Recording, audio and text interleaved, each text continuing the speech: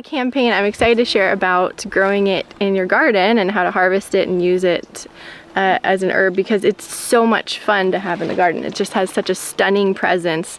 Any plants that just make you feel tiny in comparison to them are just really fun to have around, in my opinion, and they just have such a statement in the garden. So Elecampane is a perennial herb that's native to Europe and parts of Asia, and it grows really well in sunny conditions.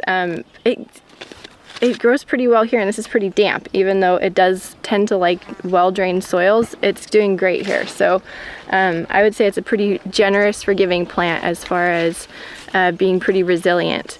And I started these from seed about 3 years ago. It's a light dependent germinator, so you want to just sprinkle it on the top of the soil, the seeds, and then I just kind of sprinkle a very fine layer of vermiculite on top, just so that the seeds can see the light in order to germinate. And I had really great germination rate out of these herbs, so they're pretty easy to start from seed. And the roots are used medicinally, so you'd want to wait at least 2 years to let the plants get well established before digging up the roots.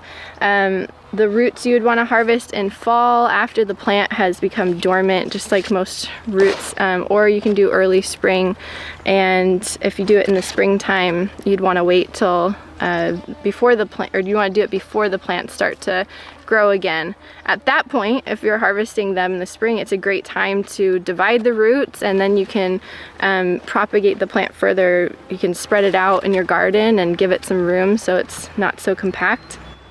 As far as harvesting goes, you'd want to, when you harvest the roots, you want to clean them up well, and you could use those fresh roots for making a tincture. The plant is really high in volatile oils and pretty resinous, so you would want to use a high percentage alcohol if you're going to tincture them, to make sure you get those volatile oils in there. And so you could, 80-90% alcohol, or full strength 95% alcohol is fine with this herb. You could also make a cough syrup, or for a bronchial or respiratory infection. This herb can pair well with pleurisy root or ginger, some of those aromatic warming herbs.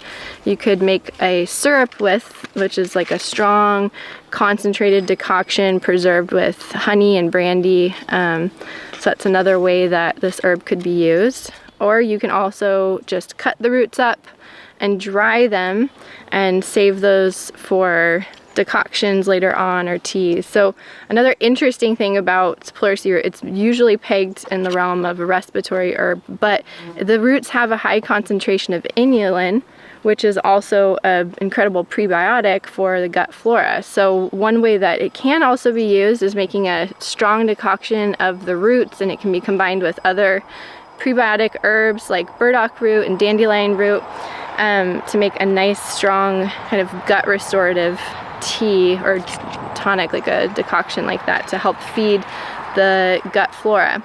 So this is just a little bit about Elecampane. Again, one of my favorite herbs to have in the garden, and the flowers are just absolutely stunning and beautiful, and I encourage you to try growing it because it's quite easy and it's lovely and a really indispensable herb to have around.